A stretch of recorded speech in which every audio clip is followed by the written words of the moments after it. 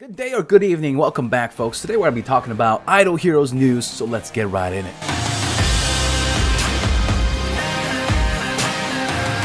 Hey squad, welcome back to the Dome. Make sure you grab your front row seats. My name is Zeals for all you new folks out there. And if you haven't already done so, make sure you join the squad today by hitting that red button down below. And if you like today's video, make sure you give it a like. Alright, so let's talk. I'm just gonna go right in, guys. Wait a minute. Actually, I do have two newest members of the Patreon family. We have the names, Wiz as well as TY. Thank you so much for supporting me and the channel. Alright, first on up, for the new year, for the new decade, 2020 baby, I made a video, a kind of an emergency feedback or video letter to DH Games. The whole point of the video was just giving my opinion on the game and how to improve it for all the players. I'm not just standing up for free-to-play players or those that spend heavily. I'm standing up for the entire game because I just love the game. Anyways, I'm just grateful that you guys have linked the video to the GMs and some have received replies. That's cool. Hello, thanks for contacting us and remind us of, well, there's some grammatical issues and spelling issues like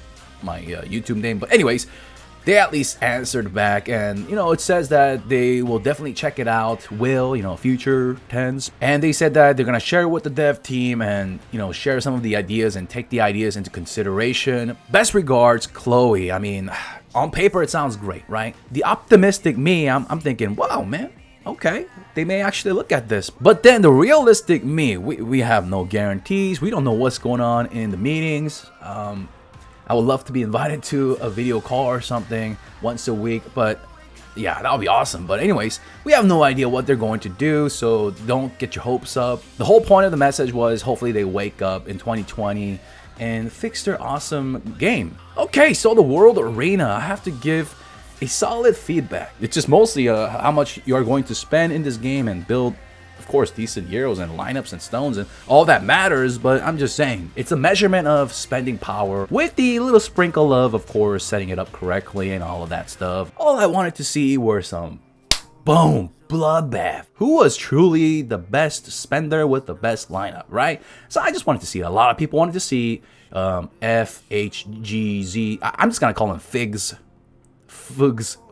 whatever, and Jolin. Figs and Jolin, I just wanted to see who would win. And a lot of folks in the early game, they wanted to check that out as well, but to our disappointment or surprise or whatever, we don't get to see that because every player in the top 10, they are in a different group. So you're not going to see Getsuru and Jolin in the same bracket, in the same group.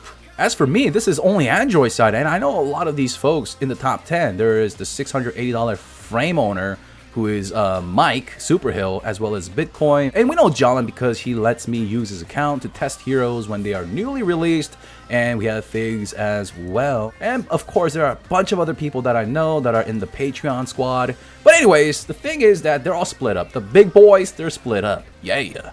Okay, so we're never going to see Figs and Jolin duke it out if they do finish in the top 10 every season. And if you're not in the top 10, then you're going to be randomly placed, seeded into these groups, and you get to duke it out. I checked out all the fights, and nothing was just like mind-blowing. Yeah, sure, there was that Team Figs, he had 4 Taras, and I knew about this. He got 34 copies from the Heroic Summon event. For Tara's Heroic Summon event, he summoned 10,000 scrolls, boys. And the team lost to the Mimchis. Right? I mean, rightfully so. You have 5 light heroes. They're going to take additional damage from dark heroes. But I guess he didn't have an insurance policy like an Ada with a torch, wildfire torch, or anything like that. But anyways, it doesn't matter because he had 4 more teams after this to just sweep. Right? Check it out. So after the Oberon army, he had the Unimax, as well as the Garuda squad and the Assassin Faith. I don't even know. But he had 3 lines of defense. He had this barrier of bacon to go through anyway, so it doesn't even matter, and he's not facing against like these big boys, okay? And that's just my little complaint. It's just like AFK Arena, like there are 10 people at rank 1, okay? So let's check it out. Hall of Glory, we don't have a number 1.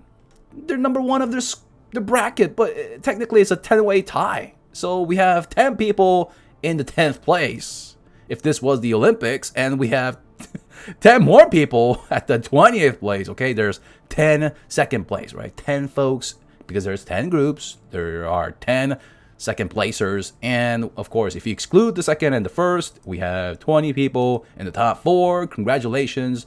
Hey, my moderator's up there. All right. And who else? Isabel, what's up? We have Daika, who kicked my butt, and oh, you my daddy? Anyways, the last one, the top 8, we have 40 folks. The leftover, yeah. So, am I actually in the first slot? Oh man, this is embarrassing. But anyways, guys. Oh, hey, can't say his name out loud, but hey, Lipsight, a fellow patron, and yeah, a bunch of other folks that have finished. Anyways, congratulations, guys. And we got something for it. We got something cool, which I wanted to talk about next. All right, so we got this border, boys. We got the border. So let's check it out. Okay.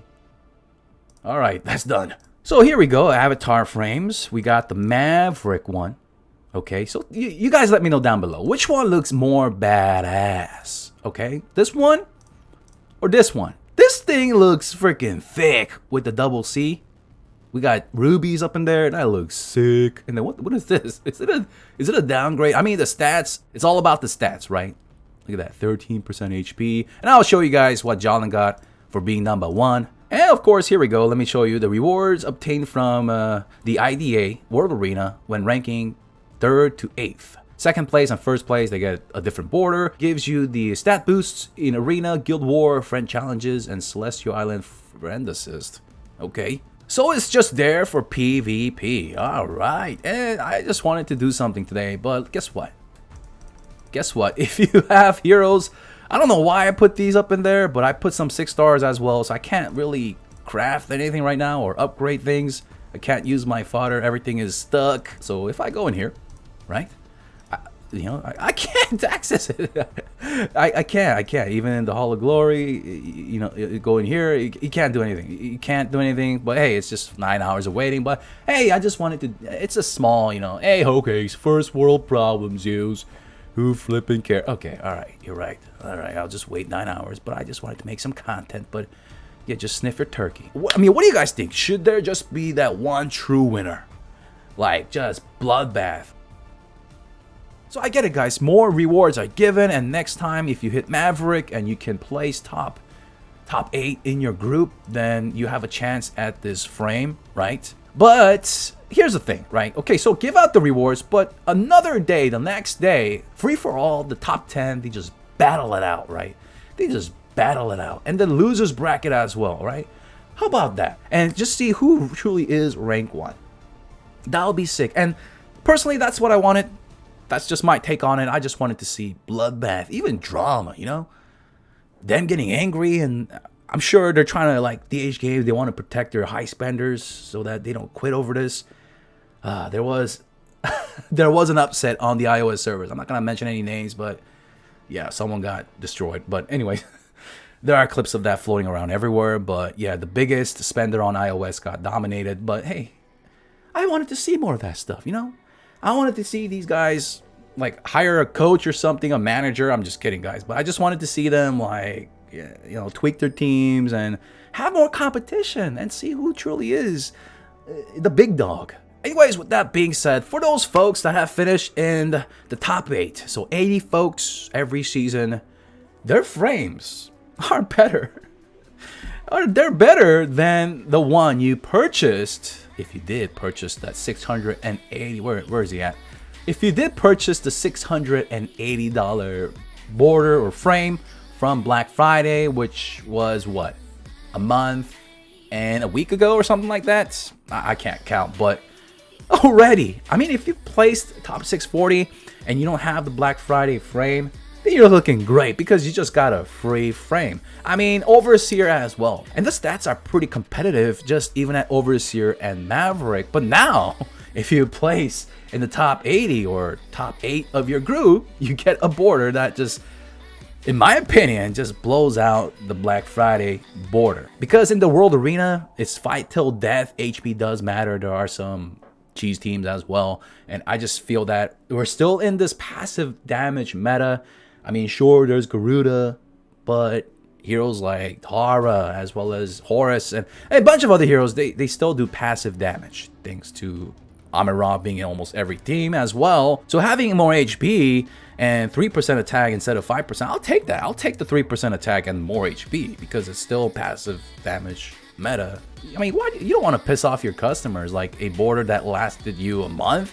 Come on now, DH Games. I mean, like, I know how fast your heroes go out of style, but these borders, your first iteration, they're already almost out of style.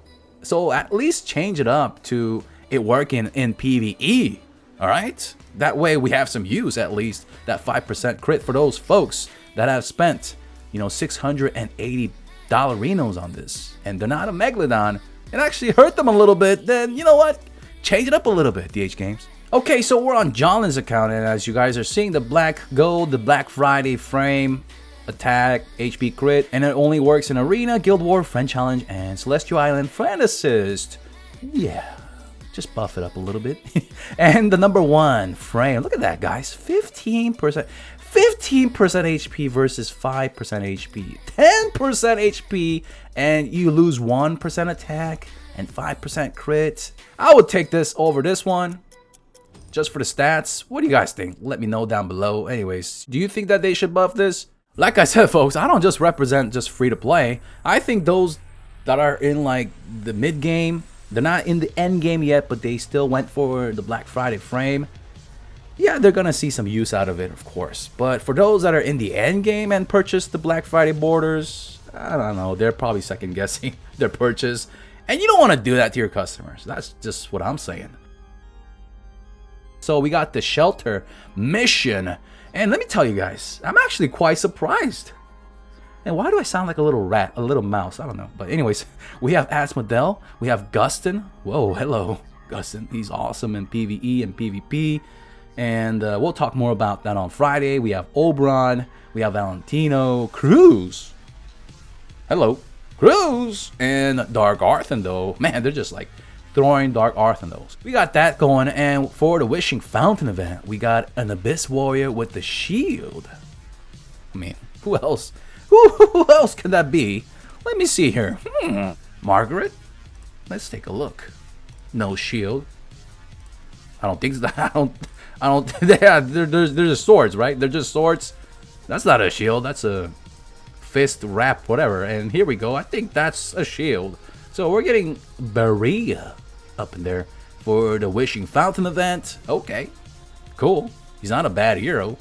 And it's not like you're spinning for Berea anyways. You're not doing shelter event for that Oberon or Valentino or Cruz. I mean, it's a nice icing on top, but you're doing it for the Prophet Orbs from the Wishing Fountain event, and you're doing it for the 4-star armor sets, so you can fuse them up. Speaking of which, we got the Grey Dwarves Blessing. I'm glad it's back, because since there are so many warriors in the meta, I just need more warrior sets. Okay. What do you guys think about the next hero? What do you guys think the next hero class will be? I know it's going to be a quiet week, but I got a bunch of things to do. Bunch of things to talk about always. So stay tuned, guys. And if you haven't already done so, once again, join the squad by subscribing. And make sure you give this video a like. And I'll see you guys in the next video. That's it.